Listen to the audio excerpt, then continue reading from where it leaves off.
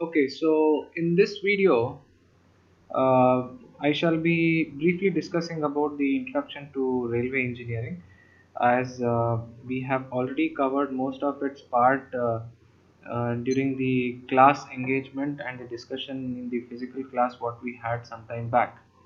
Most of these discussions have been already made, but as a revision, I would want to just discuss some of the important factors that you are supposed to know. The first thing that you need to know is about the role of railway engineering or railways in transportation sector. Now, this transportation process, either it might be for transportation or movement of person or things from one place to the other place, it is considered to be as one of the most important factor for the nation's development. Development in the form of economics of the region or the social sector, or even to some extent the commercial progress of the country can be expected to be seen if we have a better transportation system within the country, irrespective of how many big buildings or structures you have.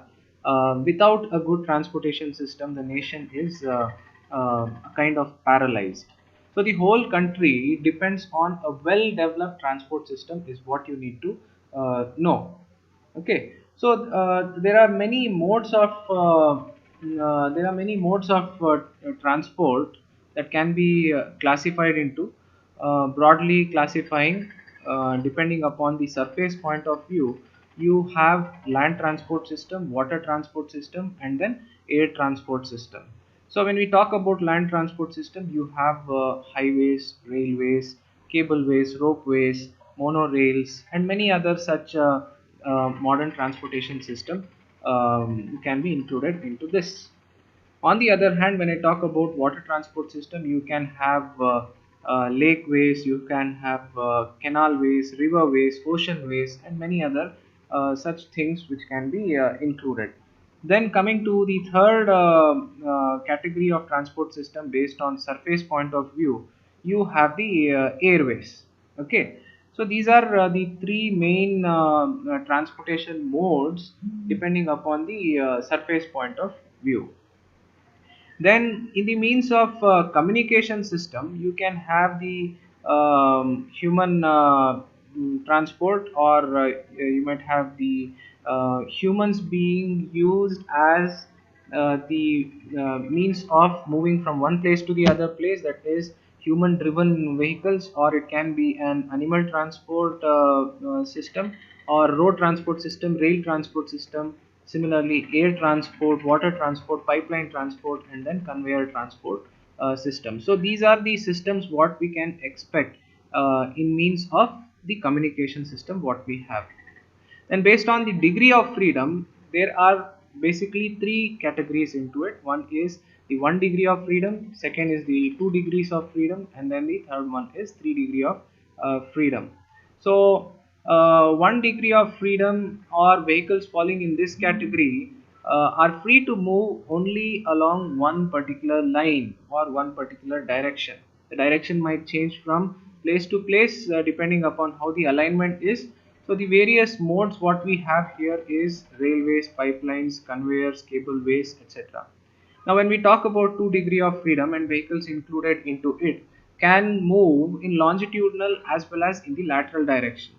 Like for example, highway vehicles, ships, boats, etc. can have a two-dimensional freedom to move from one place to the other place. On the other hand, if you talk about the 3 degree of freedom and the vehicles falling into it, they normally have freedom in three-dimensional space. So the best example of the mode of transport what we can have here is the aircrafts and the air vehicles that are used to transport people and goods from one place to the other place, right? So among all these different modes that we have, the most dominant means of transport in our country and in majority of the countries what we have are roadways as well as railways. So now these two, that is roadways and railways, being the most dominant ones, you need to have an understanding about the difference between them in terms of advantages and disadvantages. So the comparison of roadways and railways are very important to be understood in this case. So to the left you have the roadways, and to the right we will be having the railways. So I'll be discussing about the various factors which are taken into consideration to compare these two different modes of transportation. Right. Now the first one is nature of track. Now usually the nature of track what we have in roadways is either flexible or rigid, or it can be a combination of these two. On the other hand, if I talk about railroads, the nature of track here is in the form of a beam resting on a flexible foundation. Similarly, the service that is rendered by the road transport system is door to door, and you will be having the delivery of goods and people being done to the doorstep of the users, whereas that is not the case with that of the rail transport system. Okay, so you will be having the delivery of people and goods only till the railway station. Okay, so the transportation takes place only till the railway station, and thereafter you again need to depend upon the road transport or any other means of transport nearby.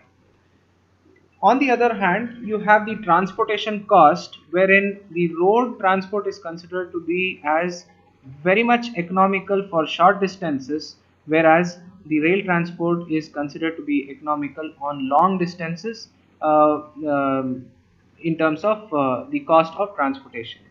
Then the nature of traffic, the road transport system, you can use all types of vehicles, different types of vehicles. You can have two wheelers, you can have three wheelers, you can have four wheelers, and multi axle vehicles. So there are plenty of types of vehicles that can be operated upon this particular facility of road transport system. But when we talk about rail transport system, you are reserved only upon certain category of vehicles, normally the trains. Now the trains can have number of wagons, different wagons for different purposes, but the basic ideology remains the same. Now in terms of stress, okay, so the stresses are comparatively low in case of roads, because you will be having smaller vehicles, whereas on railroads or in railways you will be having very huge vehicles weighing too high, and hence the stress on the subgrade or the layers within the pavement that you are going to prepare for railroads are going to be too high. And talking about the speed, the you have lot of obstructions on a railroad. Either it can be obstruction in the form of natural factors, or it can be artificial factors. There might be lot of hurdles in front of you, which might be predicted or which might not be predicted, that might come along your alignment. So obviously the speeds would be restricted in most of the places. So but if we talk about railways, you can have a better chance of achieving higher speed depending upon the type of construction that we are doing. So there are high speed trains which move at a very high speed. Some of them are already being implemented in our country, and most are yet to come. But there are many other countries where you can see that the trains can move almost to the speed of what a commercial aircraft can travel. Okay, so that's about speed. Now if we want to talk about the frictional resistance, the resistance on a roadway is considered to be as much high when compared to that of the resistance on a railroad. Okay, so or on railways, so it's only about 20% of that of the resistance what we see on roadways. So in terms of resistance, you will be having less resistance in railways, whereas there will be more resistance to movement on roadways. Now the resistance is again directly proportional to the cost of travel or cost of operation. If the resistance is more, then the fuel consumption will be more, and if the fuel consumption is more, then the cost of travel also will be more. Okay, now talking about cost of construction, constructing a roadway is much more cheaper than constructing a railway, right? You can have alterations of roadways much easily done, but it would be very expensive for you to change the alignment when it comes to railways. So construction cost is more in case of railways, both construction and maintenance, but it is considered to be as less in roadways. Right. Now the change of track can be very easy on roadways, but it would be very difficult in case of railways, because you need to have a entirely new design of points and crossings to be done in railways. So these are some of the basic differences that we have already discussed in the uh, classroom uh, physical discussion, but I felt it would be good if we revise these things first and then move ahead with the detailed part. Okay, now we shall move on to the next part, that is about advantages of railways. Now you have plenty of advantages in using railways or implementing railways in the country or in the region. The first one is obviously economical advantage. There are plenty of economical advantages that you can expect from railways. It can be industrial development, it can be in terms of industrial development, or it can help in improving the land value and living style, or it can be also in terms of easy movement of products to all different parts of the region at a very a sooner time, or in a much safer way and efficient way. Okay, so apart from this, the finished products can be easily and in a very less cost be distributed to different parts of the region to improve the business and productivity and improvement in the economy. So railways are very good in transporting huge number of goods from one place to the other place, and that's why most of the cases, in most of the cases, the industrial areas will be developed very close to the railway stations or railway line, or on the other hand it can be the vice versa as well. If you have a very important industrial sector anywhere in the region, then the rail lines, if they are diverted through these industries, the production process would be improved, because the raw materials can be easily supplied to those places, and even the finished goods can be supplied from the industries to the distribution centers. Okay, so these are some of the advantages of railways in terms of economic growth. Compared to other means of transport, this is considered to be as the cheapest, right? If we are expecting to move a huge quantity of goods in a much economical way, so this is much more cheaper means of transport to transport large goods in a short duration of time. Okay, then you have the political advantages, wherein it is directly held by the central government and administered by the central government. So you will be having better implementation in terms of judgment, and also in terms of improvement that need to be implemented in the system.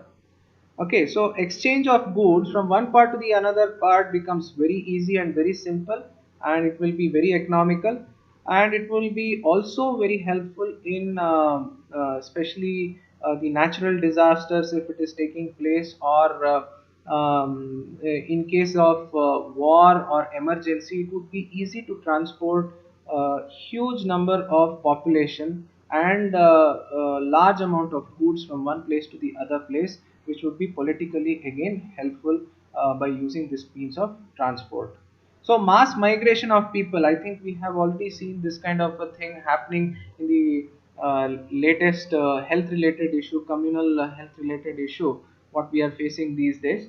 So when you want mass migration of people to be done in case of emergency, this means of transport is considered to be as the best, okay, when compared to the other means of transport, whether it be the roadways or even airways is quite expensive, whereas roadways, it takes a lot of time and you have a lot of limitations into it.